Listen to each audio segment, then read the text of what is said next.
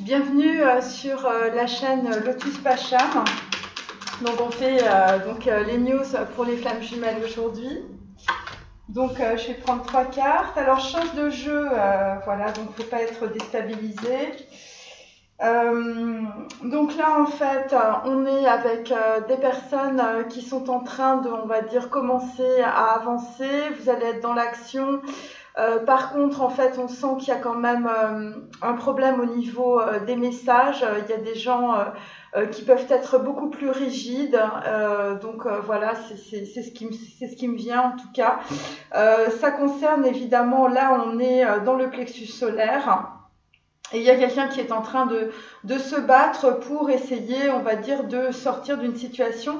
C'est la carte numéro 10. Donc en fait, on est vraiment dans la roue du karma. Donc on est en train de transformer une situation visiblement qui est assez importante.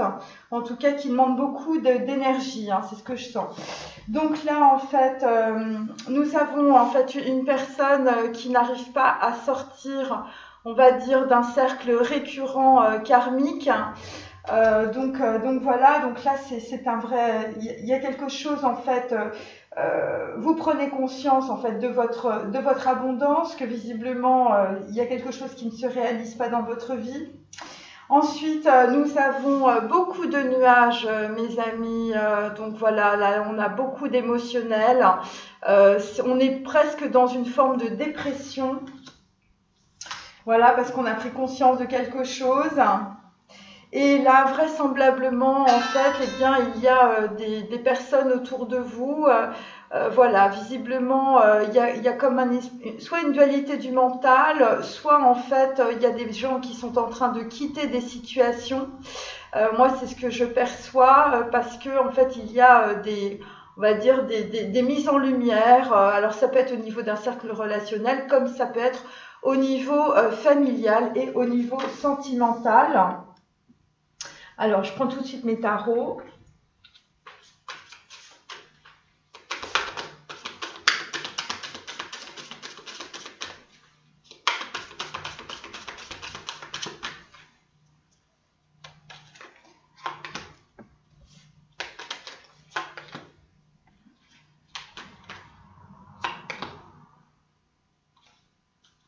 Donc là, effectivement, on est bien dans la roue du karma. Donc voilà, c'est aussi la 10e carte, on va dire, des lettres hébraïques. Donc là, vraisemblablement, il y a peut-être en fait une mise en lumière, quelque chose qui est en train de se débloquer. Mais moi, ce que je sens, c'est il y a beaucoup d'énergie en fait qui est dépensée pour sortir en fait d'un cycle. Donc là, en fait, ça concerne une reine de bâton à l'envers. Donc là, vraisemblablement, il y a quelqu'un qui essaye de sortir d'une situation, qui prend conscience, en fait, il y a une personne, une femme, une féminine qui est partie et visiblement, c'était votre abondance. Ensuite, nous avons un 8 de coupe à l'envers. Donc là aussi, beaucoup d'émotionnel, des gens qui sont vraiment extrêmement déprimés, vraiment dans une très grosse dépression, parce qu'il y a des choses au niveau sentimental que vous n'avez pas vues concernant une femme de bâton, une reine de bâton, pardon, et ça concerne aussi des gens qui partent d'une situation parce que... voilà, parce que vous avez vu des choses et visiblement ça ne vous convient pas.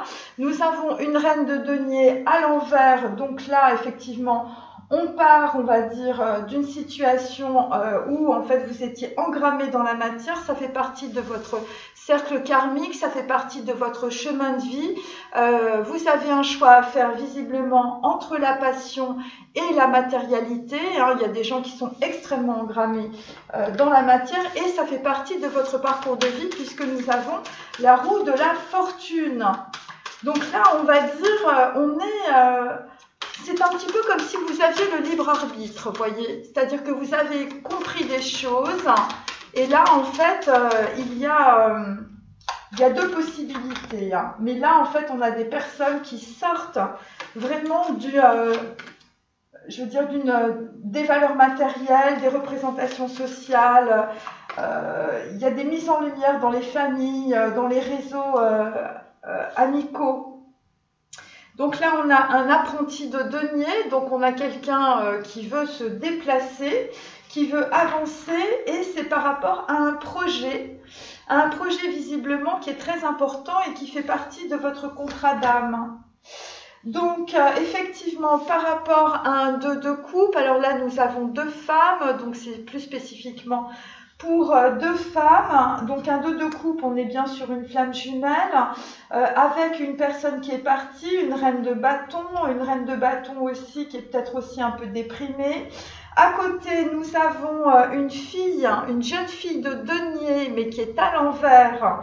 Donc là, une personne aussi qui est partie vraisemblablement d'une situation, vous êtes un petit peu dans la morosité et dans un émotionnel un petit peu qui tangue, mais vous avez en main un nouveau projet, un projet qui va s'inscrire visiblement dans votre chemin d'âme. Voilà, et c'est aussi des masculins évidemment qui sont dans un émotionnel très douloureux, très dépressif, parce que vous pensez à une personne qui est partie. Hein, et puis visiblement, je veux dire, c'était, parce que j'ai la carte 31, donc en fait, normalement, c'est avec cette personne que vous devez construire des choses. Ensuite, nous avons toujours un 2 de bâton, ça concerne 2 hommes qui sont en élévation, parce que là, vous allez choisir, eh bien, vous allez visiblement choisir l'amour de votre vie. Vous allez quitter, on va dire, un archétype féminin qui représente la matérialité, visiblement dans votre famille, voilà, ou dans votre cercle d'amis, et vous allez avoir en tout cas une élévation, justement parce que vous quittez aussi la matérialité. Alors, on continue, mes amis.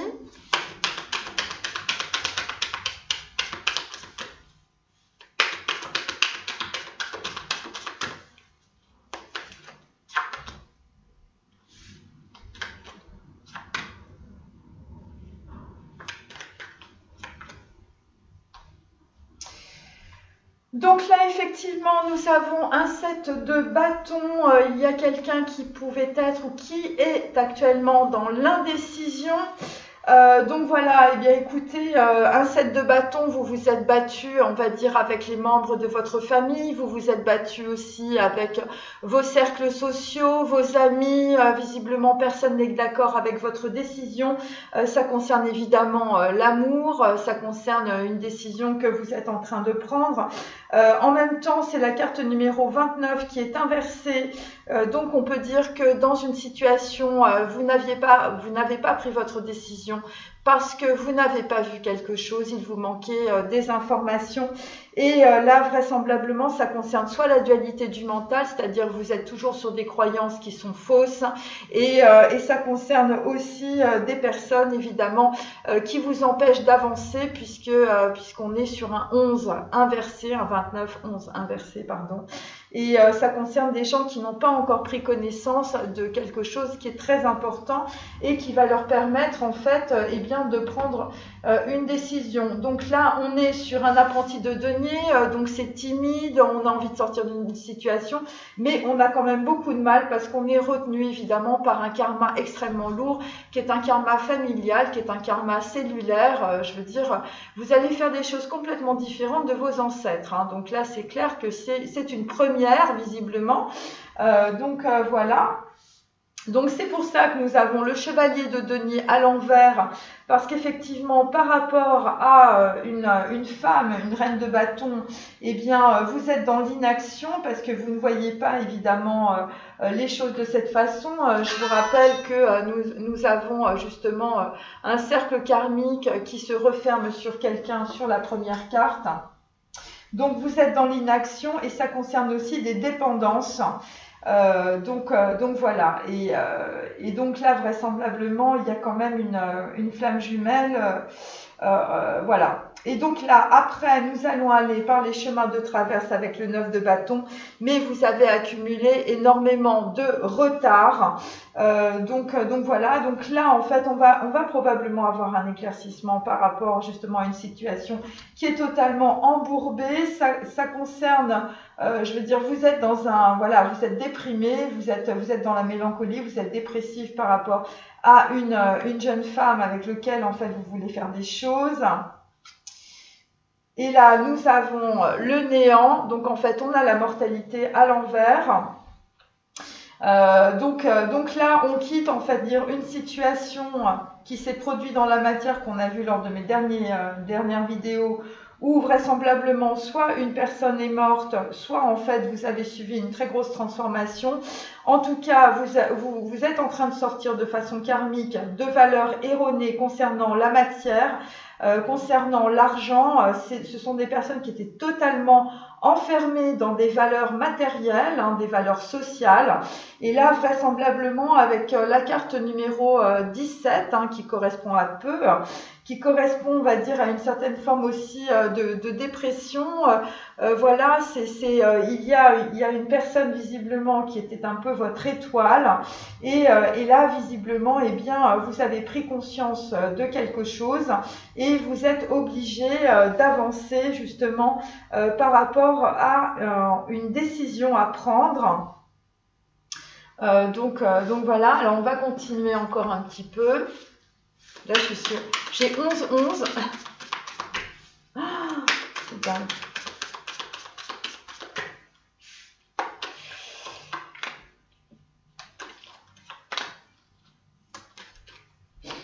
Donc là, vous êtes dans la vacuité. Hein. C'est pour ça que la roue de la fortune, en fait, elle va se libérer. Donc là, évidemment, ça concerne des acteurs et des actrices. Ça concerne des gens connus, ça concerne de la notoriété, ça concerne des gens de théâtre et de cinéma, ça concerne des personnes qui sont sous les feux de la rampe, hein, je veux dire des personnes qui sont sur les red carpets, devant les photographes et tout ça. Là, nous sommes donc avec 7, hein, 7 c'est Zayn, donc en fait on va trancher avec visiblement les masques aussi, les formes de représentation sociale, tout ce genre de choses. Alors... là, effectivement, nous allons aussi trancher par rapport à des situations qui vous mettaient dans l'inaction et qui vous mettaient aussi dans de certaines formes de dépression ou de démotivation. Ça concerne des personnes qui étaient vraiment dans la matérialité, vraisemblablement. Tout était matière pour vous, hein. Vous étiez, voilà, même les sentiments, c'était de la matière. Même dans les sentiments, il fallait mettre de l'argent, hein, vraisemblablement. Et ça vous a complètement bloqué dans une situation. Et vous ne faisiez que reproduire, évidemment, des choses de vos ancêtres. Là, nous avons, on va dire, nous sommes en pleine dépression avec des masculins qui, visiblement, sont tombés dans des très gros pièges émotionnels, hein, mais aussi karmiques, hein, avec le gouffre, hein, voyez. Hein, vous êtes tombés sur une murène, hein, visiblement. Voilà, et très probablement aussi, ça va vous permettre d'être dispensé de comprendre quelque chose. Parce que là, vraisemblablement, voilà, vous êtes tombé dans un très gros piège concernant, on va dire, une femme ou des gens autour de vous qui sont des marchands ou, je veux dire, qui ont voulu monnayer des choses. Hein. Donc là, on est avec le feu à l'envers. Donc, on quitte, on va dire, une situation de fire. On quitte une situation où les gens sont extrêmement mécontents. C'est la révolution. Puisque, en fait, au-dessus, nous sommes dans le néant. Ça concerne des personnes de votre famille. Hein, ça concerne des personnes de votre cercle relationnel. Des gens visiblement qui mettaient le feu pour un oui, pour un non à votre maison. Et là, vraisemblablement, je veux dire, vous comprenez que, on va dire, les acteurs, les actrices, tout ce côté, on va dire, m'as-tu vu, hein, voilà, eh bien, ça vous a mis dans une... voilà, ça vous a fait perdre une partie de votre arbre transgénérationnel et peut-être une partie de votre chemin de vie. Voilà, parce qu'on vous dictait toujours ce que vous aviez à faire. Et là, vous êtes dans la vacuité, vous êtes en train d'attendre ce qui se passe, enfin ce qui va arriver en tout cas. Vous êtes dans la vacuité, hein, vous êtes dans une espèce de vide intérieur et c'est ce qu'il faut faire. Alors, je continue. Alors, avec... hop.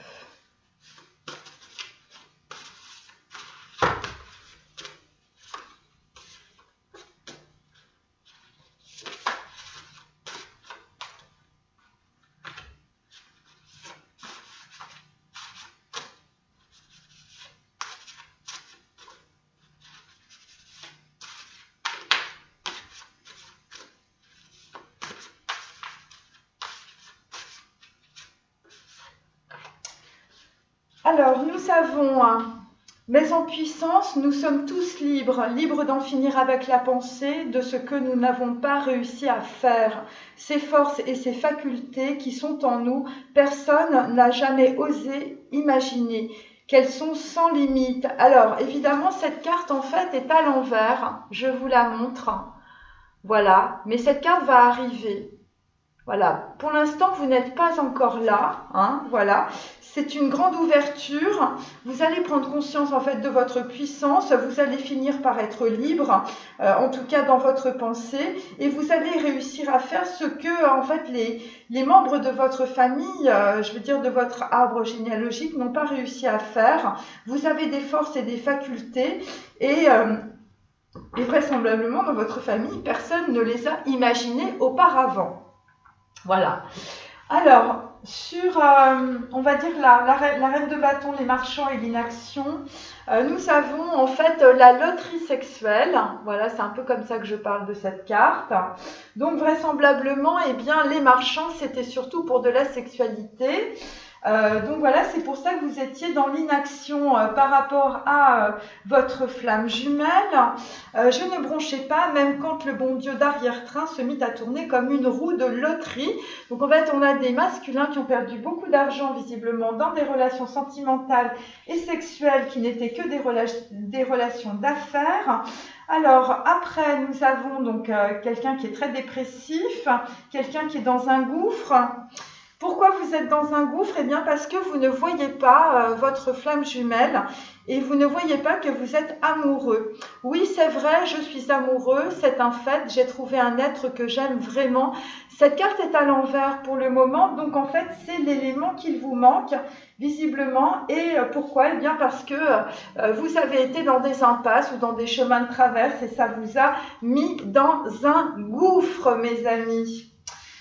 Donc voilà, ensuite sur la mort, hein, le néant, voilà, des choses désagréables.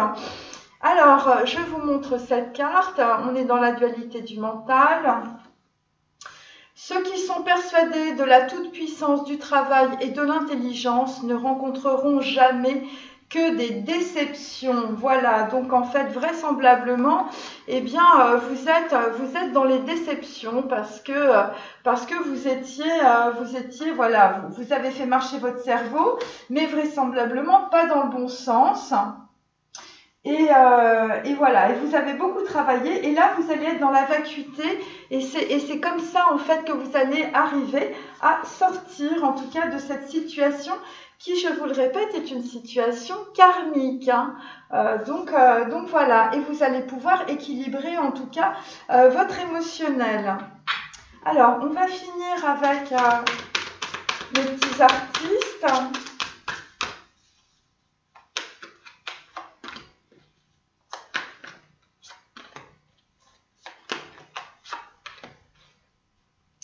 Donc là, nous avons un homme qui va aller vers sa vérité et qui va regarder évidemment toutes les trahisons en face. Vous voyez, c'est Gustav Klimt, il est en face de ces serpents, mes amis.